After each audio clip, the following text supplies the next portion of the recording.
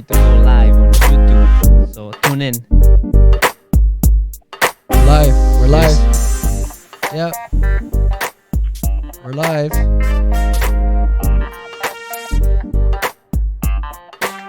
I like it. I like the beat. Oh yeah.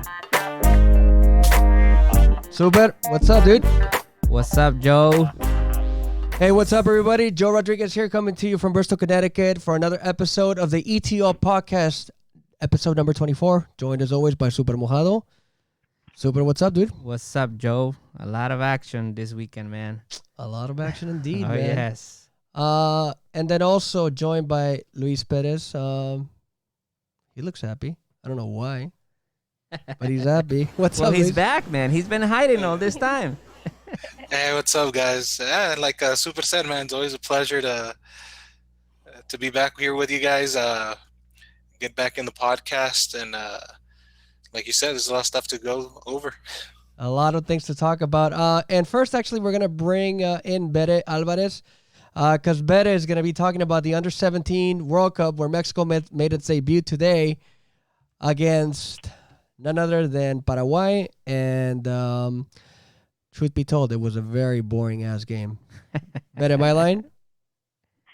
I don't think you're. Well, no, I agree. It was boring. Yeah, not much action, and that's actually one of the other things that there's a lot to talk about. So let's get some football talk going. Yeah. It was a very, very boring game indeed, and it was unfortunate because Mexico ended up just getting that 1 point. It's not beneficial to them and for them because obviously they ended up falling behind already in the group. Italy ended up beating the Solomon Islands 5-0, and they're off on the wrong start, right? Wrong foot. Wouldn't you say, Super? Well, yeah, you always want to win that first game to kind of let the pressure go, and relieve some pressure. But 1 point is not too bad. So let's see what happens in the next game. Not the end of the world, indeed, right? And the islands, come on, they everyone's is gonna beat them for a similar score. Yeah, on the table at least, you expect that. Yeah, for sure. So, better talk to us about the game. Tell us what happened. What'd you see? Yeah. So the very first. Well, hi everyone. Before we get into anything, hello. So yes, the first half of the game, as I was watching, I felt that Mexico, one of the things that Mexico lacked throughout the entire first half was technique. Now, one of the things that, we've spoken a lot before is that without good technique, you can't produce good football. And, Mexico wasn't giving that good football, at least with the U17, we're kind of used to just seeing. There was another how this el costado, not sure how you say it in English, but You're talking about the wingers? Yes, les faltaba jugar más al costado. Okay. And that's On the wings and por las bandas. En las bandas, yes. Okay. Where they struggled a lot as well. The first couple of shots that Mexico had on goal, obviously they were missed. I felt that that the players that were up, que estaban arriba, they were very alone, so they couldn't really, finish a play. But overall, I felt like Paraguay, in that sense, was a lot superior. The physique that the Mexico team, has wasn't, the best. So that was pretty much just something that I saw throughout the first half. Not sure how you guys feel about that as well. How'd you see it, Super? Whatever little part you saw. Well, yeah, I didn't really see much, but Mexico. It was a very close game. Like according to the stats, Mexico had 10 shots. Paraguay had 7. On target, Paraguay was more effective though. They were closer to with five shots on target, only by 2 on by the Mexican side. I mean, it's kids. So, well, it's they're kids that just people are starting, getting man. excited about, dude. Yeah, but how many really players of the U17 do we actually know besides Efrain Juarez, right? Alvarez. Alvarez. I'm sorry. Yeah. Yeah. I mean, can you guys name another guy or at least one more Well, guy? I can't, but I'm sure Beta can. All right, Betty, come on, school us, please. Well, yes. I was gonna say Pisuto. The One of guy the that got the reasons. red card? Yes, Eugenio Pisuto. Yes, yes. He is a captain of the Mexican national team. I honestly think that that red card that he got, it didn't seem intentional, at least to me. But Undeserved. the ref said, yeah, it's a red, so gave him out. And I think that was one of the um, harsh plays on Mexico. And the reason why I say that is because this player Eugenio Pisuto, he's very good in recuperar el balón. So I felt like that was the missing piece throughout the remaining of the game. But yeah, so we have Pisuto, and then obviously Eduardo Garcia, the goalie from Chivas, Rafael Martinez, canterano del Atlas, Emilio Lara, América. The guy that you mentioned for Santiago Chivas, the goalkeeper, was he the guy that was playing today? Eduardo Garcia. So he's from Chivas? Yes, he's from Chivas. Okay, Yes. so really funny story about him. So I was listening to the game and watching it on Fox Sports 2, and one of the things that the guy said was like, yeah, he's got to be one of the shortest guys on the team. Shortest? Yeah. He was talking about how short he was, so I was just kind of laughing that. He's a goalkeeper. Yeah, the goalkeeper, right? Typically, the goalkeepers are like Yeah, giants. Yeah. Hey, well, Right. don't forget Jorge Campos. He wasn't that That's tall. true. Hey, man. Conejo touche, Perez. Come on, man. touche. Conejo Perez, one of the greatest, goalies from Mexico. So don't let the Super with the short vast guys, knowledge. my guys, don't underestimate them. Super's just, he's just thinking about himself, and he wants to look good. So that's the reality of El Super Mojado. There you go, man. So Bere, what's next for Mexico then? So, obviously they're going to go against Italy. Yeah. Now we know that Italy, won their last game 5-0 against the Solomon Islands. But, in this category, Italy is very strong as well. They have very good technique. Their physique is amazing. So I think it's going to be a challenge for Mexico, especially after what we saw from them today. Yep. So we're going to have to just wait and see how Mexico can pull this off. It's not going to be an easy game. So there's going to be a lot of changes that the coach, might put in just to see so they can play them more of a support situation.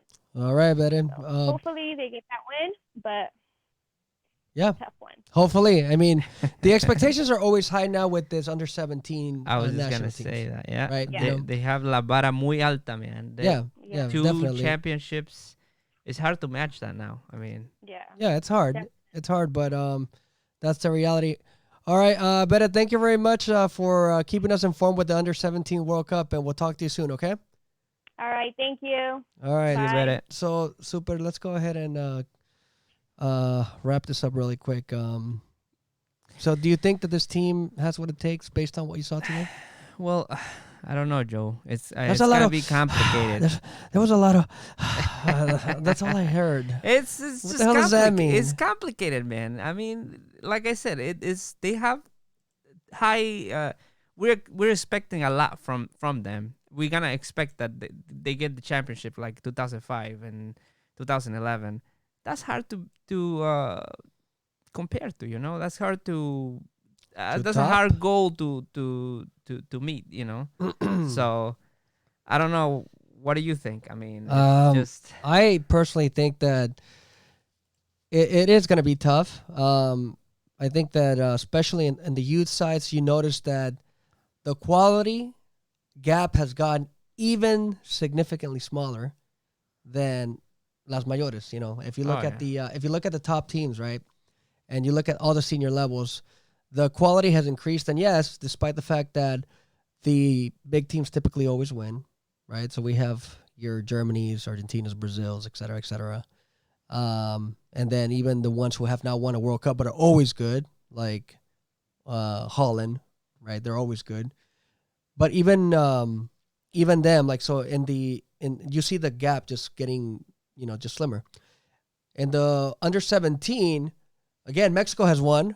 So that's Yeah, already yeah, it's good. that's already Yeah, a miracle in its own, yeah, right? yeah. So the gap in the smaller World Cups and the younger tournaments, it's gotten even smaller. So that's why I think that a lot of people are definitely always thinking, well, we have a chance because everybody really has a chance. Luis Perez, let's bring you back in this conversation and really quick give us your assessment on what you saw today, if anything, and just your overall thoughts about this youth under 17 World Cup, man. I think you guys pretty much hit the nail on the head. Expectations for this team are always high because, if I'm not mistaken, Mexico already has 2 championships under their belt in this division. Right. So, like Super said, they have a high standard to live up to. Unfortunately, I think we had this conversation. What was it for the U20s? Was it on a podcast? También, Yeah. where there's always a lot of hype going in, and then it usually starts dwindling out after the first, second game, where they don't live up to the hype.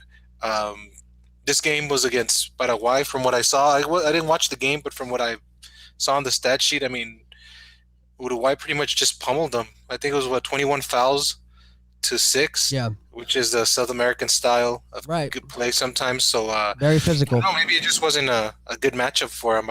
I'm really interested to see what they could do with Italy before I think you could make a good assessment on it.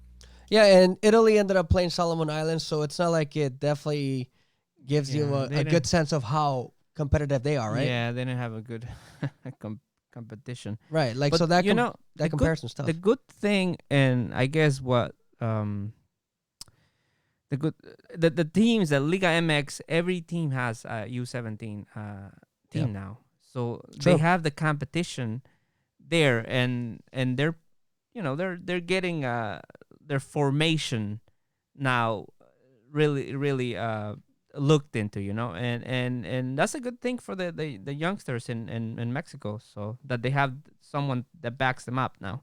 Yeah, you you know. mentioned that definitely makes the game stronger in general for Mexico.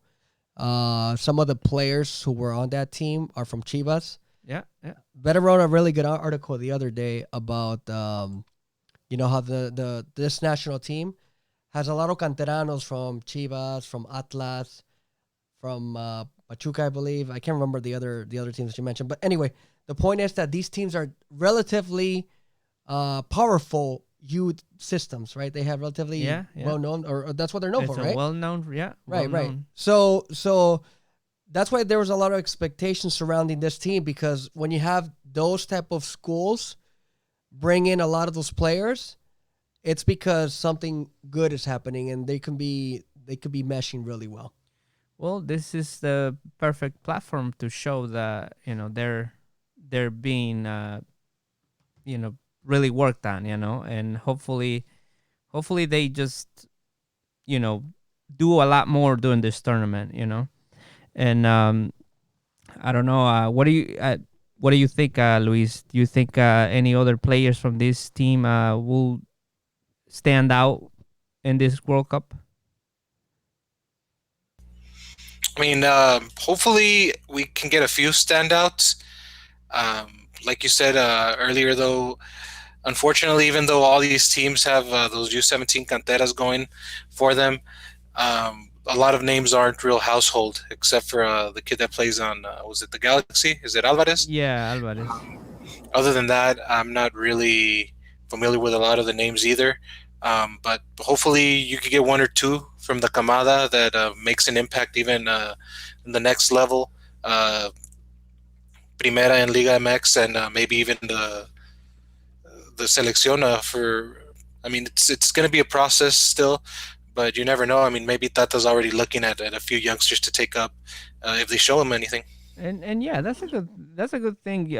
Point you bring out. Tata Martinez has has been using a lot of young guys in the big team. So they have to work hard, because they have to they gotta have those expectations too, that if they do good in the young teams, they are gonna eventually migrate to the big team. So why don't we go ahead and talk now about tomorrow's game. LAFC, right? Oh yeah. Versus Seattle Sounders, Western Conference Finals. And for that, we're trying to bring in Luis Bravos. He's going to be on just a second as soon as we connect him. But I really want to get your thoughts for Super because last week, I believe you mentioned, and correct me if I'm wrong, that you thought that whoever ended up winning that game was going to be the MLS Cup champ. Is that right? Well, at least the Western champion, and I did see LAFC. If they won that game, specifically the El Tráfico, their chances of winning the whole thing were very high, and I still believe so. So, What about Luis Perez? What do you think, Luis? Well, I mean, I think they're going to be in the finals. I think LAFC showed that they could finally beat their Coco in a way. They finally got past that big hurdle that they had all season, and even since last year. So yeah, I think they're going to be. Although Seattle isn't an easy team, I think they have enough to win.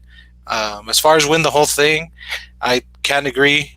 Just because in my bracket I still have Atlanta going back to back, so I'm gonna have to stick with that. Don't even talk about brackets, man. My bracket got shattered with Philadelphia and Fabian exiting last time around. All right, let's bring in Luis Bravo. Luis, we're not talking about Mexico. We're talking about the Western Conference Final. Yes, No el tráfico. El tráfico it's over. That's already in the history. Hey, Luis, what's up, brother? How are you, man? Hey, Joe. How's it going? Super. And Luis, how are you guys? Hey, what's up, Awesome, man? dude. All right, let's talk about it, man. I know that you were at the game and you're probably still having some nice dreams and some flashbacks at the same time about the joy that you definitely got to feel as a fan of LAFC after they beat the Galaxy. But let's talk about tomorrow. What's at stake? Yeah, I mean, what's at stake is the ticket to the finals and hosting the MLS Cup here in LA. And yeah, it sounds like a big deal, I guess. Yeah. But I mean, and the possibility of even facing the current champion, which is Atlanta, who has also a tough task. And Toronto, surprisingly, has made it to the conference final in the East. So, but ahead of them is a strong Seattle team, like Bob Bradley did say today in the interview that he had at practice. Seattle was the second best team in the Western Conference at the end of the season. Yeah. That's why they were able to host the 2 home games, I believe, previously. Yeah, so, it's 1 and 2, yeah. Yep. So we have the 2 best teams in the Western Conference, and it's bound to be a really great match tomorrow. And obviously, what I consider an even bigger test for LAFC, because now that they got that monkey off their back of beating LA Galaxy, can they really get over that hurdle and actually make it now to the MLS Cup in their second season, pretty much just how Atlanta was able to do it last year. Yeah. And so we're going to be able to see that tomorrow. And like I said, Seattle is not a weak team. It's not a team that just somehow luckily made it to the Western Conference Finals, but they were the second strongest team in the West. Yeah, and they do have the history that, well, in the regular season, LAFC beat them once and tied them another. So now LAFC is going to be playing kind of like the same thing that they were facing against the Galaxy, that Seattle now has to beat them because they didn't beat them in the regular season, So it's 2 games, and they didn't have good results for Seattle. So hopefully, or we'll see how it goes. Hopefully. What do you mean, hopefully? You're an LAFC fan? You can't be saying hopefully. All right. For Luis. Yeah, for Luis. Hopefully for Luis. Okay. So, Luis, let's talk really quick about Zlatan Ibrahimovic. And the reason why I want to talk about him is because he just gets away with so much stuff, man. And it's incredible how, he's Zlatan. And a lot of people look at his stuff and they go like, well, it's Zlatan, whatever. But I want to play this, and I know a lot of people heard it, but I'm not sure if you did, and I just want to play it for you. and then I want you to give me your thoughts, okay? Because I thought it was hilarious, but at the same time, again, or is it people just giving him enough credit for being Zlatan, or was he just a jerk? So let's hear it. Do you feel you helped create a derby here in the MLS? Do you feel you helped create this rivalry in the MLS? I made LFC famous, no? I made even Villa famous, so they should be happy. Imagine if I'm not here anymore. You're all here, no? You should be over there and talk to them. All right, Luis. He said that he made Vela famous. Give me your thoughts about that. Well, I mean, obviously, for all of us that knew Vela before Zlatan came to the MLS, we know obviously that's not true. Anyone that's really been following football with Vela out in Europe when he came here, when he won, actually, I know you guys were talking about before, he was one on the first team, the first U17 team for Mexico that won the World Cup. Right. So, I mean, Vela has had success before this beginning of this rivalry with the LA Galaxy. And I mean, obviously, I guess for a lot of fans that were not previously too involved with soccer, especially with MLS, I mean, Zlatan did get, I could say, a bigger audience that may have not been there before. And obviously, his flamboyant style of his remarks, a lot of people like and a lot of people dislike as well. I think it did help bring this rivalry up to what it's been so far.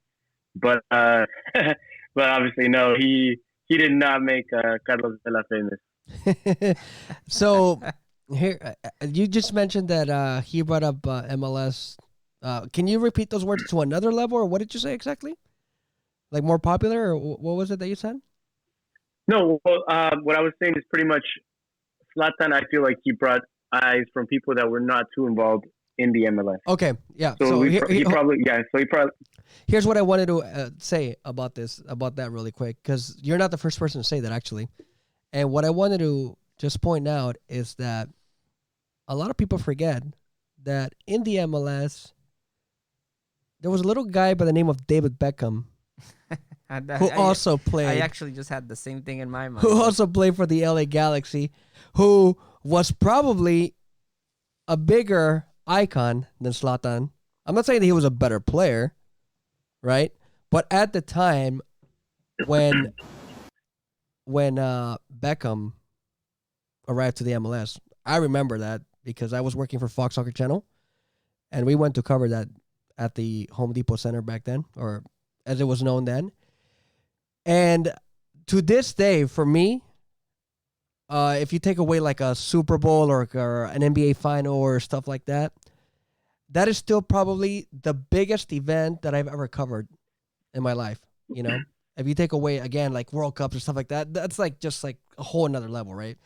But for one person, for one athlete, I have never seen so much media cover a person's arrival, a player's arrival, than the way that the media in LA covered David Beckham's arrival. Because we're talking about like people flew in from all over the world, Japan, Europe, China. I remember like Access Hollywood, like all these like crazy like media outlets that would never ever cover sports were there. Again, I'm not saying that Zlatan is not popular. I mean, he did like his Tonight Show and he did all kinds of like really cool, funny stuff. But like, he did not draw the interest the same way or at the same level that Beckham did. I think that's what broke actually something in the MLS. That the Beckham's arrival to the MLS. That's when a lot more players turned this way, and decided to come to play to the MLS. Yeah. So I totally agree with you. Yeah, Joe, you're completely right. I mean, when Beckham came over, the thing was that he brought people that were not interested in soccer at all. Correct. So he brought a lot of viewership from people, maybe like in the Hollywood industry, that just wanted the hot seat, the hot ticket to go to the games, to be there just to. I mean, at that time, obviously, social media was in its beginning stages, but and so I mean, everybody wanted to be there, be at the. He brought out a lot of female following that problem with Absolutely. Beckham. Yeah. Yeah, so I mean, yeah, so Beckham was a different style, was different people that he brought in. And I feel like Zlatan is also he brought on a completely different demographic. True. Maybe people that were more involved in soccer, maybe more European soccer, and were not too involved in MLS. Yeah. No, that's a fair assessment. I can definitely agree with that statement. But for him to say that, that he made LAFC famous and that, I mean, yeah, I think the casual fan or the casual reporter that probably went to cover the LAFC games when they played the Galaxy, they were thinking, well, Zlatan is the star, so let's go cover him. He's definitely funny. He says a lot of crazy and wacky things. So he makes an incredible interview. And that's why, obviously, like, even with us here at the 3 Online, he may not be a Mexican player, but he's a star, and you cover stars no matter what. Yeah. He gives a lot of great content for all of us. Absolutely, Oh, man. He's hilarious. He's a funny-ass guy, man. Like, he's the type of dude that I wish, like, was my buddy, That's the type of guy that I wish I could go grab a beer with because he's gonna be talking shit. So as far as that goes, like but like for him to say something like that, I was just curious what your take was on that. All right, let's spin it to tomorrow's game now. And you mentioned that Bob Bradley said that they're not gonna take anyone lightly. Obviously, Seattle, a very dangerous team. What do you think the biggest concern is for the LAFC squad when they take on the Sounders tomorrow? I think their biggest concern, like it has been throughout the season, has been their back line. We saw the last game; they were able actually to contain Zlatan. I don't know if it was more of actually the game prior for Galaxy against the Minnesota United, where they pushed them around a lot. They pushed a lot of the Galaxy players around a lot, which kind of caused them to be a little bit uneasy.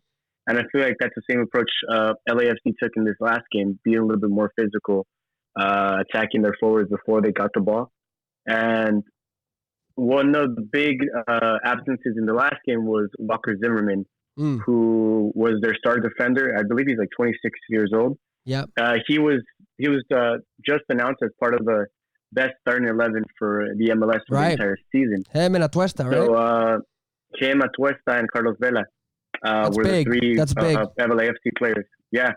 So, I mean, the defense held its ground. The backline held its ground a lot, specifically with, I know his last name is Blackman. I always forget his first name, but he was inserted into the backline for Walker Zimmerman, and he played great. For me, he played really great, and I feel like that's the only weak link in the backline because they do not have any tall defenders other than Walker Zimmerman. And but I feel like that's the only bad part of LAFC. If I had to pick a certain point, would be their back line. And I feel like that's something that Seattle might have a chance to exploit because they do play a lot of counterattacks. All right. Super. What do you think? I don't know, man. I think you're hysterical. No, well, I agree. I agree with Lewis. You cannot allow 3 goals in one game. That if you have a more defensive team in front of you, you will lose the game. I mean, Galaxy had that same problem, and they allowed 5 goals. That's why that's the only reason why that game was with a lot of goals. That their defensive sucks. And it wasn't even just the 3 goals.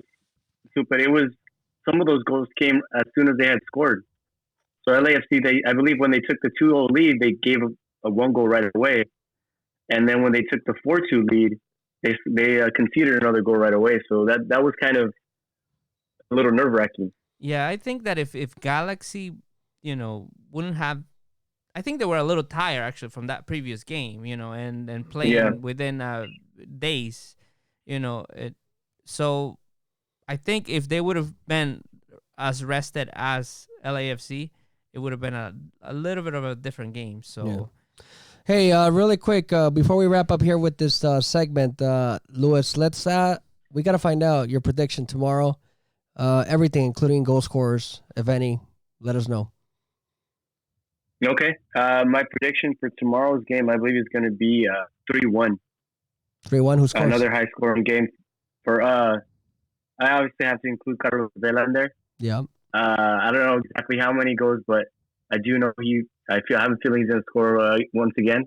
And I also feel like Latif Blessing, who was amazing in this last game against Galaxy. Yeah, he was. He was just all over the field, just going back and forth, getting the ball from the defense and bringing it back up. But I feel like those two are going to be the key players. And then also Diamande, who, like Beast. I mentioned to you guys in the podcast, Beast. His first game back in a while. Right. He was actually just reinstated 10 days prior to that game. And he was a big game changer in the second half. But I feel like those three are the key players to this game against Seattle. Yeah, it's going to be a very fun, intense, interesting game. Seattle obviously has Raul Ruiz Diaz, the Peruvian former Liga MX player, who's been playing fairly good. Obviously, they have a just solid all-around team. So, I don't want to give a prediction, but I know Super does. What's your prediction? Come on, man! You gotta give a prediction. No, go ahead. Go ahead, Super. I know you love predictions. Go ahead. All right. 4-1 LAFC is gonna take it. So, all right. 4-1. Yeah. I feel like Super is a LAFC fanatic now. Yeah. Luis Perez, what's your prediction for tomorrow? Uh-oh. He fell asleep, I think. He fell asleep and his audio fell asleep. I don't think he's an LAFC fan. That's right. Yeah. He's not as excited as Super. We're going to have to get back to him. Hopefully that we didn't lose him completely. We do see him still, but... So come on. What do you think, man? You I think... Joe, you got to give us a prediction, Joe. I think that LAFC is going to win. I think it's going to be a little closer than 3-1 or 4-1. I think it's probably going to be 2-1. And if you guys want to quote me on something, quote me on this. The games are going to be scored late. It's going to be 0-0 at halftime, and it's going to be 2-1 at the end, LAFC winning. So I can see. And obviously, I want LAFC to win just so I can go to LA. It's a trip. It's a trip for me to LA. So. Oh, man. All right, Luis Bravo, thank you very much, dude. Hopefully you make it out to the game tomorrow and you get a chance to enjoy it. And you can tell us all about it in the following week, dude. Yeah, guys, I got to rest up my voice a little bit. I'm still kind of a little ronco from the last game. I still haven't recovered. So probably drink some Yerba Buena right now. Yeah, and save some of your dollars, dude, because I'm sure that the ticket to the MLS Cup final, if they make it's going to be through the roof. Oh, yeah, I know. Awesome, dude. Take care, man. Thanks again. All right, guys. Thank you, guys. All right, that was Luis Bravo. Nice job by him. Yeah. All right, Super. Got to switch up gears here. Oh. Yeah. So, is Luis back on, or I don't know. Let's see if we can hear him. Can we hear him? Hey, Luis, are you on? Oh, I just hear him mute. Oh man, Luis. Hold on, we're gonna have to get him magically over here through the through WhatsApp or something. So stand by, Luis. We'll connect with you in a second. But here's what I want to do, Super. And I know you've been joking about it for a second, and most people are gonna get to see, not joking, but obviously laughing. And most people are gonna get to see why you've been laughing. And there's a reason why I'm doing what I'm doing, and I'm gonna explain why. El Mago. I wouldn't call myself El Mago. I would just say that I'm wearing this because I feel that things are getting really ugly in Liga MX. They are. They're getting really ugly, and we're getting to a point where I just don't even know what to say. I don't know what to say. And hold on. Before you say anything else. All right. Let's see. You gonna pull that one out or just leave? There it is.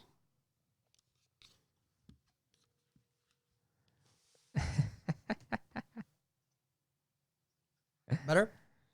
Hey. Senor magician. I think that only a magician can make Liga MX get back to normal. I think that it's in a tough spot, dude. it's in a really, really, really bad spot. And I don't know what could turn, like what can give it like a positive PR. It's just been a nightmare, a cluster. I don't even know what to call it, but it's just been awful, man. It's been awful. I don't like it. It makes me feel ashamed. And if it's not one thing, it's another. If it's not the players, it's the coaches. If it's not the coaches, it's the fans. What the F is going on, dude? Hey man, Jesus Christ! It's like what's going always on? been like that. There's nothing new, nothing from Liga MX surprises me. So it's just I was hearing, like, obviously we're gonna talk about the new thing that is happening, the new happening in Liga MX. Gustavo Matosas firing, right? Of Is course, that where you're going? that's not, but that's one of many things in Liga MX. And it's just getting. I don't know. Again, we saw the fights, right? Then we saw what Tigres did. Yeah. And this Matosas thing, obviously, nobody is surprised about that. Let's not kid ourselves. Nobody's and going to he's say. not the only one. Of course not. Of course not. If we were to really dig into it and find out about other coaches, we would definitely find them. Yeah, definitely. I would never, ever think otherwise. No me hago menso, and I'm not going to pretend that corruption does not happen in Liga MX. But the reality is, dude, that if we're trying to just bring more fans to Liga MX, we got to clean up that act. All right. Hey, Luis, are you back on, dude? Hold on. Can. I think we can hear you. Hold on a second. Hold on. Doing a little. That's what happens in live. Engineering. The producer didn't show up today. No, so the producer showed up. The engineer didn't show okay. up. That guy fell asleep. I'm pretty sure we're gonna get Luis back on. So we gotta do. Multiple roles here. Technical difficulties. Oh yeah, but I think that, like I said, it's always been like that, dude. It's just now that like this is specific subject. I heard rumors that it was something that somebody wanted to get back at San Luis. At San Luis or at This is bigger Matosas. than Matosas, man. Because this thing is an old. It's of course, it's from when he was a coach with Leon. Yes, which was like 2000 what? 11, 2012. I think the call was from 2012, so that's 7 years ago. I don't know. So it's crazy, dude. Crazy. Hey, Luis, are you on? Yeah. Why can't we hear him? So we can't hear him. He's here, but I don't know, Luis. What happened? What did you do, man?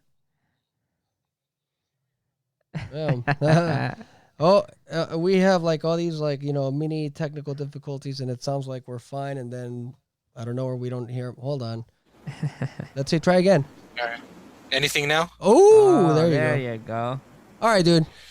All right, now I don't know which one's working because I have. Leave them all on, dude. I have the WhatsApp Bluetooth in one ear, and then I have the Hangouts in another ear with the mic. So. No, I think it's. I think we're listening to you through Hangouts. So. You got us? Yeah, I can hear you guys perfectly. Oh, look at you! You sound so crisp now. All right, so chip in, man. Yeah. Tell Super here, dude. Tell him that I'm not exaggerated. Tell Super that my rant is justified, please, or is it not? It is. It is justified, but in a way, I mean, it's one of those rare instances where I kind of agree with Super too. We all knew it was going on, so it's not surprising. But the fact that, like you said, it's one after another, after another, after another. I don't think there's a PR firm on the planet that can save Liga MX from at least this season right now. Well, Yeah, well, listen, the comments in YouTube are coming, so and there's someone saying here that there's corruption everywhere, even in FIFA, man. Of So, course, yeah. There's corruption. That's absolutely true. There Of is course, corruption there's everywhere. stories coming out all the time about the 2022 World Cup coming up Yeah, there you and all go. the corruption there was with Qatar getting it. and It cost people are look, in jail. look, Luis. I'm not saying that the corruption in soccer is not rampant. The corruption in soccer is probably just as bad as just political corruption Yeah. worldwide, or maybe even worse. What I'm saying though is that when things are getting uncovered left and right, it's kind of like you stop talking about the games, right?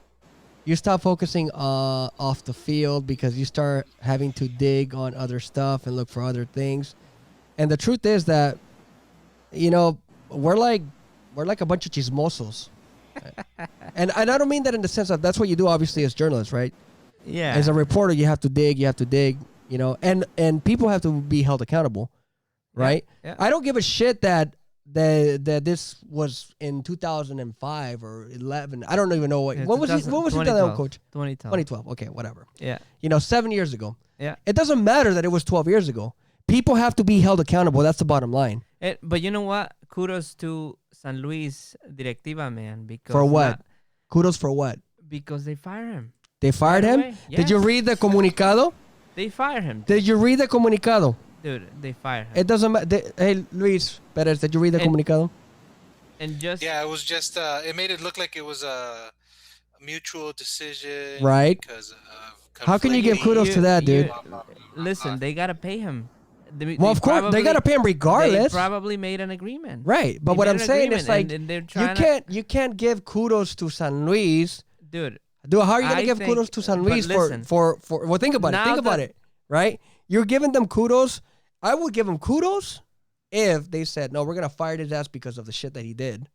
That's a whole different story. Well, yeah, but Right? You know, They're it's- washing their hands and they're basically saying, "You know what? It's like, okay, ni por ti ni por mí, it's cool. Let's just kind of like, put it under the rug." That's all they're doing, dude. But Oh, por decisiones técnicas and because of like, bad play or whatever. He lost 5 games. He won only 2 games. He hasn't. It's like kind of like they were. Imagine if San Luis actually would have been, doing really good, and they would have won 6 games, lost only 1. Then what But- would they have done? yeah, but listen, I think now that Atletico de Madrid is involved with San Luis. How do we know there's not corruption there either? Well, yeah, I don't know that part, but Didn't it they seems. just come off of a FIFA suspension for transfers not too long ago? All right, I guess never mind. You got me there. My bad, Super. Yeah, but it seems like they're taking some right decisions though. The same thing will happen with the punishment that they got from the Liga. That was another joke, of course, but the guy came out and said what's his name, Yeah. el directivo, and he said, listen, we're gonna take it how it is, and we're not gonna go to a different stadium. We're just gonna play our games right here with no fans. So that's good. Okay. That's good. So Yeah, but that's two different things, though, Super. That's one is what they got for the fight. That they're saying, well, okay, we're gonna take the penalty. We're okay with what's gonna happen, and a completely different thing is what's going on with Matosas, man. well, that's We're why like they wash this- their hands and they get rid of him. Yeah. Hey, And Joe, kind of tying into that article you wrote not too long ago, do you think he still gets another shot in Liga MX? You think anybody's gonna call No. him maybe in a year or two No. after this all blows No. over? no, I don't think that. I don't think he gets another shot in Liga MX. Maybe somewhere else. But I think Liga MX, there's a lot of pundits and a lot of watchdogs. Like once something like that happens, I think that ultimately, the media becomes like mega hardcore when it comes to that. Because they're gonna be like, well, wait a minute, you're gonna give that guy a shot again. I don't see But I him think getting it's, another. It's like they say, if he can make a team win, they're forgiving. Because I mean, those outrage over Piojo's altercation with Martinoli that cost him the national team position, but when he came back with Cholos, they were kind of like, well, yeah, he kind of did this bad thing, but well, that's why he's not Cholos and he's not at a big team. And that lasted what, about a season and a half Yeah. before he was back with America. So I mean, they're even the media in Mexico tends to look the other way if one it's for someone they like, and two if it's one of the big teams. No, that's fair. That's fair. But I think that a lot of it probably has to do with, like you said, the compadrismo, right? And that's one of the things that I wrote, that I mentioned in the article a lot. Like if it was, if that played a big role, and I think it does. And you're right. If he does, I don't know the guy obviously, and I don't know like how powerful his relationships are with the owners, who ultimately make the final call and the final decision. But at the end of the day, does he easily get another chance? I don't think he easily waltzes into another team, even if it means like, okay, yeah, because this guy's a proven winner. I mean, like, I don't know. I mean, he's not like if this was Tuca Ferretti, doing that, which I don't see. I don't see him doing that. Hey, you'd be surprised. I would. Nobody actually. I would not be surprised by anyone. Yeah, that's I would not be surprised by anyone. But my point is, like, somebody who's won, like, 6 titles or 5 titles, right, in, like, 10 years. Yeah. That's what I mean. Like, if you have that kind of caliber yeah. coach, then maybe after several years, and it's like, okay, maybe let's try to sneak him in. But I don't know. The point is that this sucks, dude. This sucks. Yeah. That's all I can say. But anyway, so that's one of the things that sucked.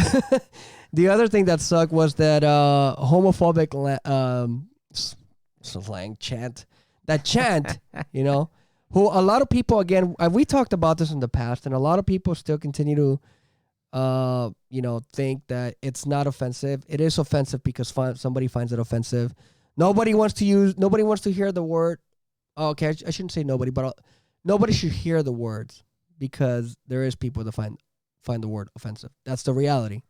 And the point is that in the game between Atlas and Necaxa, in the 94th minute, the referee stopped the game. But the funny thing was that not because that was not funny. Let me just try to rephrase that. It was curious to see how the announcers were confused at the stoppage of the game. Yes. That's what was funny. Yeah. The announcers were like, "Oh yeah, they're gonna review that play." Blah, blah like, yeah, he's getting a red No, card. the game's over. yeah, the game's over. The game's over. Yeah. I mean, it is kind of funny in a way when you think about it, because those are the same guys coming out on TV Right. saying what's going to happen if they Right. keep doing the chant. Right. And even they were confused by it, like, oh shit, it's really happening. Right. And then did you guys see the guy being carried away? No, I didn't see that part. Dude, they were carrying him away. Yeah, there's a by picture the of them legs. carrying the fan away. Oh, the guy that Yeah. wait, the guy, but wasn't it The guy- like, wasn't it hundreds of fans that chanted? Yeah, I don't know. So like, how are they gonna Yeah, give but you it? got a scapegoat. Yeah, of course, right? Yeah, because that's one of the things that they say that they have to get the people that chanted. But again, if it's only one person, obviously it would stick out like a sore thumb. But if it's like hundreds, right? How do you do that? yeah. I don't know. The point is that the game was stopped, right? And then also the other interesting thing was that when they were about to do a free kick before the game finished, did you guys notice that the referee just ended the game?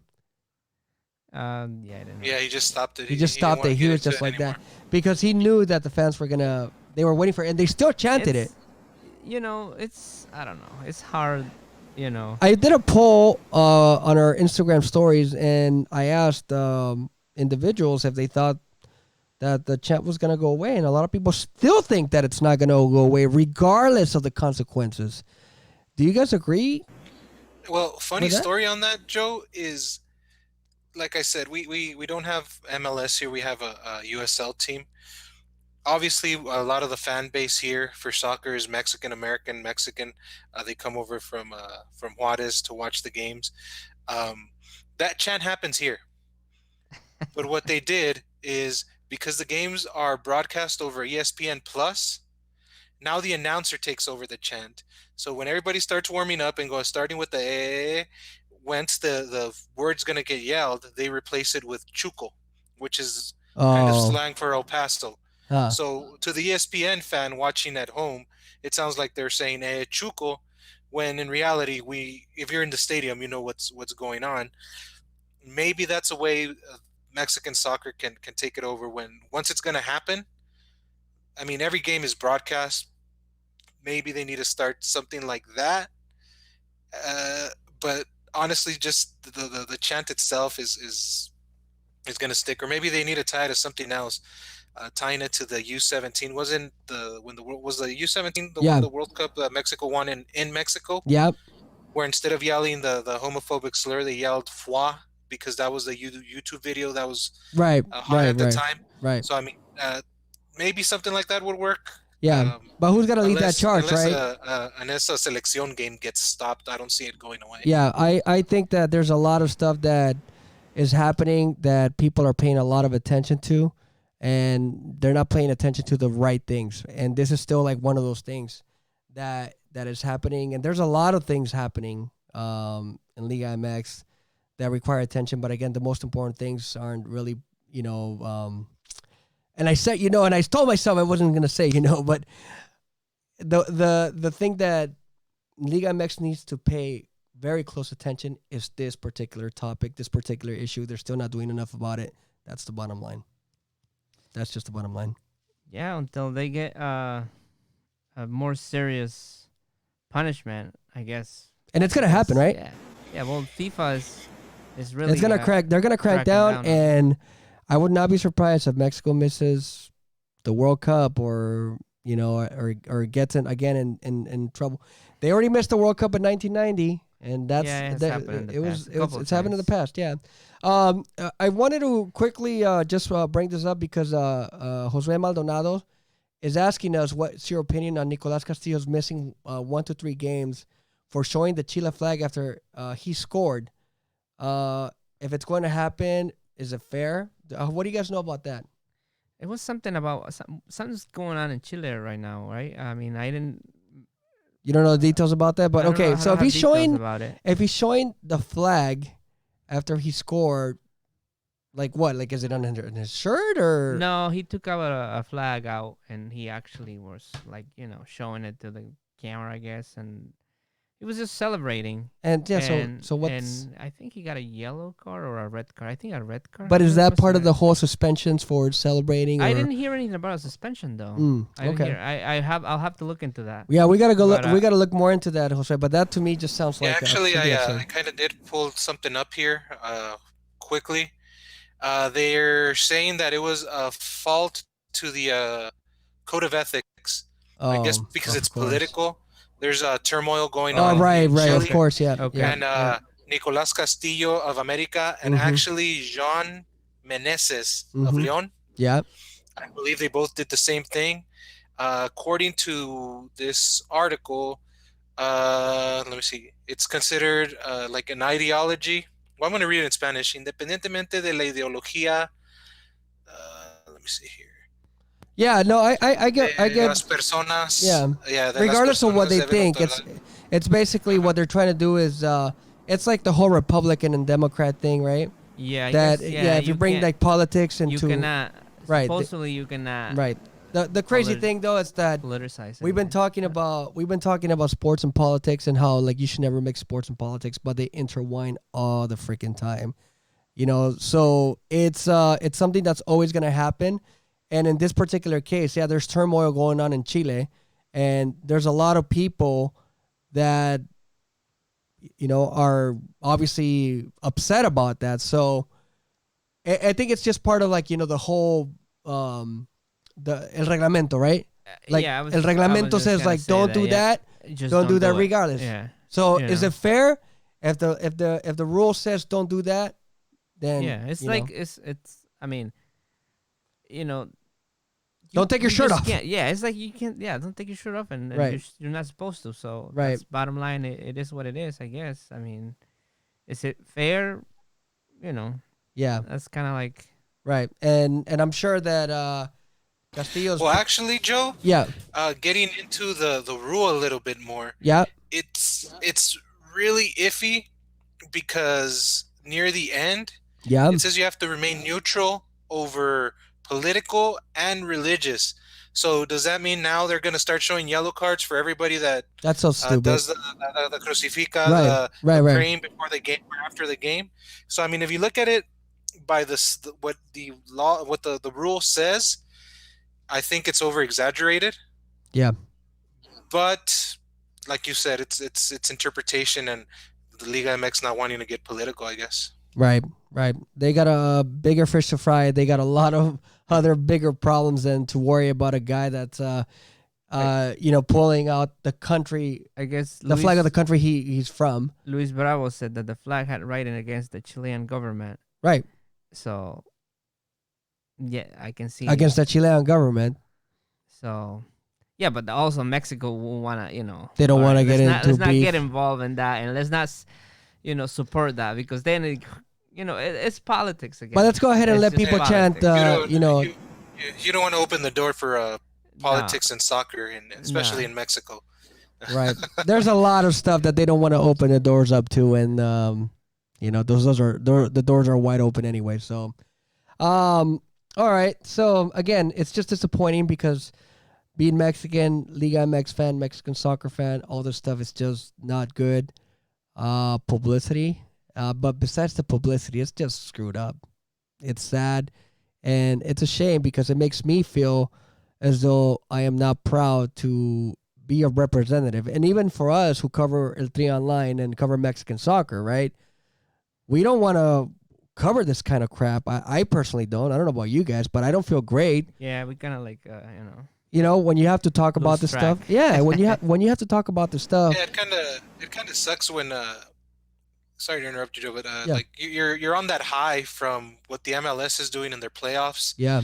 And then you're tuning in Saturday and Sunday, well, Friday, Saturday, Sunday, to watch Liga MX match it or take it a step above. Yeah. And the first thing that pops on your screen is Crap. Matosas, or it's the violence, or it's what Tigres did or didn't do, or even did you see the new story? Not to break it in or anything, but more with the Liga MX Femenil, where the players from Puebla are accusing the ref of making them show him their undergarment before the game. Oh my No. god. Oh my So goodness. sorry to throw that one at you too, Joe. Ah, shit. All right. I gotta research that one because I did not know anything about that. Super, make sure Joe's not around any rope or wire or anything you can use because it's getting bad, man. Holy smokes! Oh, man. It's unfortunate, but I think that some people need to bounce, man. Again, people need to be held accountable, and not enough people are held accountable. So until that happens, until like a big fish just falls or makes others literally crumble, things are gonna remain the same, and it's a shame, but that's just reality. The reality of Liga MX and soccer, and that's what we have to deal with. Or you can always protest, right? You can always just do your own kind of protest, I guess, in a way. But speaking of Liga MX and football, we're getting really close to wrapping things up here, Luis Perez. But you had mentioned Chivas and a quick fix. Could you elaborate a little bit more on that? Yeah, basically, I was looking at the tabla right now, and I think it's going to stay that way. Of the big four in Mexican soccer right now, only America's qualified. Chivas, Cruz Azul, and UNAM. I think UNAM's the only one still fighting for a spot. They might still make it in. Yeah. But Cruz Azul is one of those teams that's had a very disappointing season. Mm-hmm. Now, the guy that was in charge of that team is going to be shifting towards Chivas.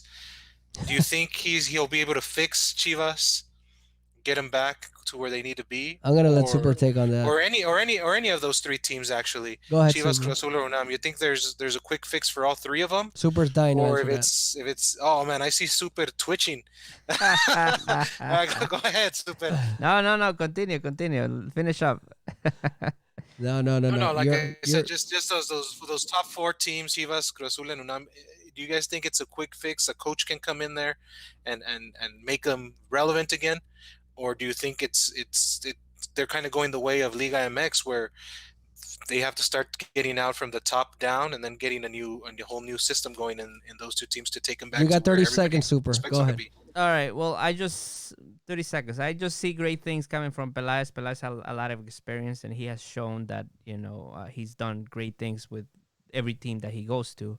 So there's a lot of changes coming into Chivas, and I do see good things coming out of this. You got 15 more So- seconds, dude. Well, no, and I still and the way this Liga MX works, they still have a chance to qualify to the playoffs. Yeah. They have a slight chance. They always So do. yeah, Up to the last second, they always do. so it's Yeah. crazy, and they have 3 games at home and 1 away, so there's good chance. Yeah, and beating Juarez, obviously. Yes, that helped a lot. So Yeah, but come on, it's Juarez. Don't get me started on that one, man. All right. Yeah, who knows? Honestly, it's really tough. Again, I'm not a big fan of the dinosaurs in Liga MX. That's just if you haven't read my story, go ahead and read it. It's on f3online.com. It's where we're gonna find a new generation of coaches. We'll get more into that some other time when we have a little bit more time. But let's go ahead and wrap things up. Luis Perez, what do you have to say? Give me your last final words in 30 seconds.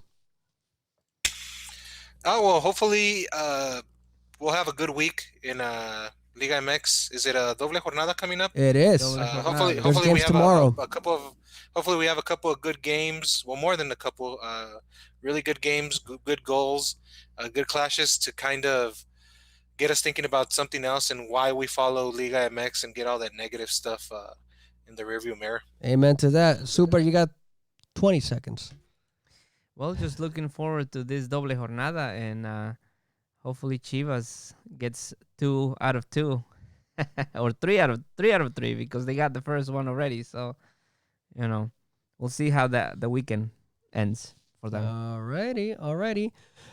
As for me, I'm looking forward also to the doble jornada. Also, really quick, the Eto Quinela, Josue America 17, once again, winner of the Quinela. The grand prize that regular season is getting really, really close. I think it's only a 13-point differential. There's 3 weeks left in the Eto Quinela. 3 weeks, okay? Oh yeah, this one. So this one's a doble jornada. Doble jornada, yeah. And then one more. So 3 rounds, I should say. 3 rounds, 2 weeks. So after this weekend, we could potentially determine a winner depending on the outcome. But again, a big reminder to everyone, the grand prize, Super, a ticket or 2, actually. 2 tickets to any game of your choice in Mexico or the U.S. Once the regular season is over, you're going to have a full year to let us know where that game is going to take place or what it is that the game's going to go. And you're going to have 2 nights hotel. Unfortunately, because we did not get enough people to participate, we can also include the travel. But hopefully next year when we start the Quinela, and if we end up giving a price similar to that, it may include the travel as well. There you go. But anyhow, so that's for the Eto Quinela, and obviously really excited for the MLS Cup playoffs, the LAFC and Seattle Sounders, Toronto FC, and Atlanta United taking place on Tuesday and Wednesday respectively, and obviously all the Liga MX matchups. We'll see if Chivas ends up getting in a really good spot after these 2 games. So that's it. There you go. All right. El Mago. All Oh, hold on just a second. There we go. El Mago. There we go. What do you think, Luis? It's a good song, man. I like it. I was jamming to it. All right, guys. So on behalf of El Super Mojado, hold on, let me put you on. There he is. Come on. Hold on. There you go. On behalf of El Super Mojado, Luis Perez,